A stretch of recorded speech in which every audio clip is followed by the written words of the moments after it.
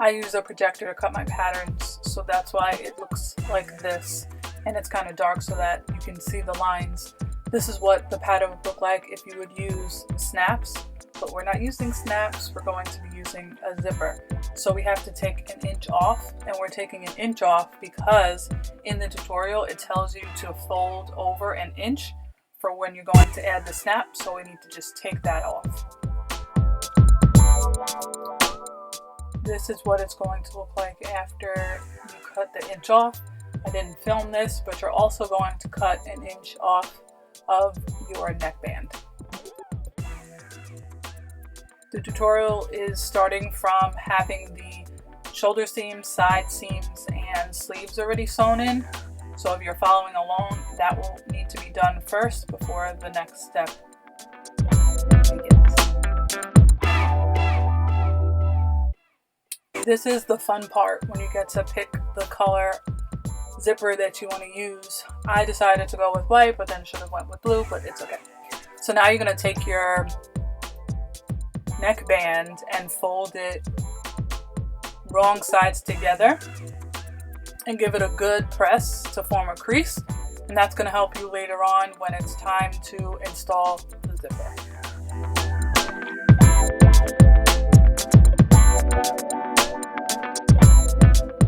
I always forget to do the notches from the pattern onto the actual fabric. I always remember as I'm in the middle of it, so I'm actually doing notches here in the middle of the neckband and in the middle of the back piece.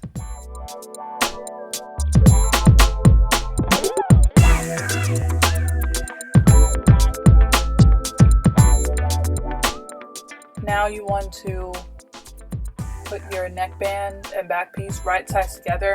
I chose to do the inside of my fabric just because the rolled hem part, so it can match. You want to match the middle pieces and then match both ends. You either want to pin it or use a clip. And you don't want to stretch the front bodice piece, so just make sure that once you line it up to the shoulder seam that there isn't stretching, and then it's going to stretch from one shoulder seam to the middle. And you're going to do the same thing for the other side. After it's all pinned and clipped, you either want to serge it or use your sewing machine with a stretch stitch.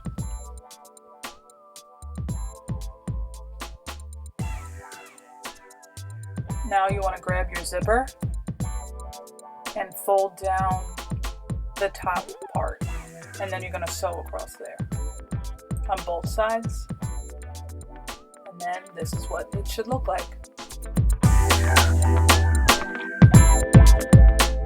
Now you want to put the zipper right sides together with the fabric, and right where we have that crease, you're going to fold that over and sandwich the zipper in between.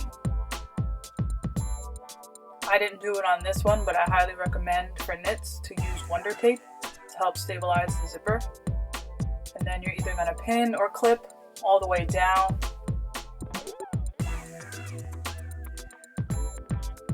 And for this, if you're new with zippers, I'd say do a basting stitch first before you do your zipper foot. Then you're going to take it to your sewing machine and sew a straight stitch.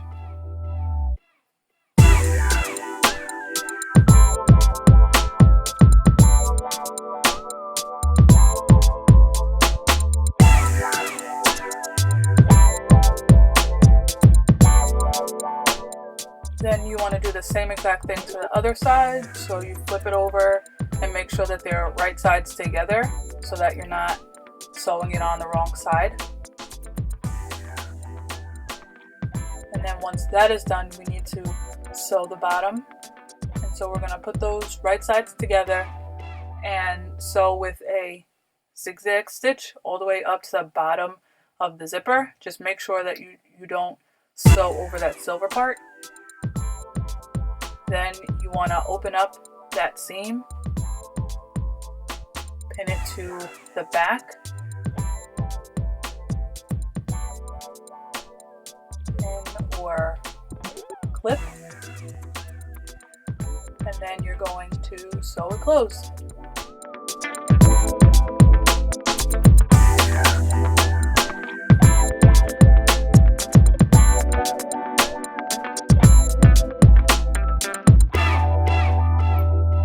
And this is what it should look like when it's done.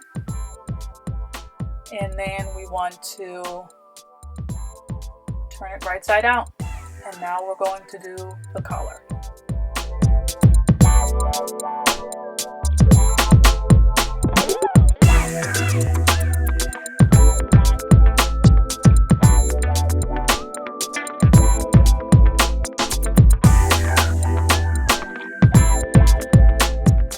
Now, after everything is turned out, you want to grab both ends of the collar or neckband, and then you're either going to serge it or sew it with a zigzag stitch.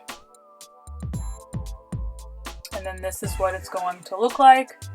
And then you're going to clip off your ends, and then also we're going to give it a good press so that when we end up doing the top stitch, it's going to be nice and flat and easy to get in your sewing machine. And that's it. And you've done your zipper. Like I was saying before, my collar is kind of wonky because I didn't match up the seams, but it's okay. And here is the bottom, all almost done. Now we've got to do the rolled hem, and then we're done. Very simple.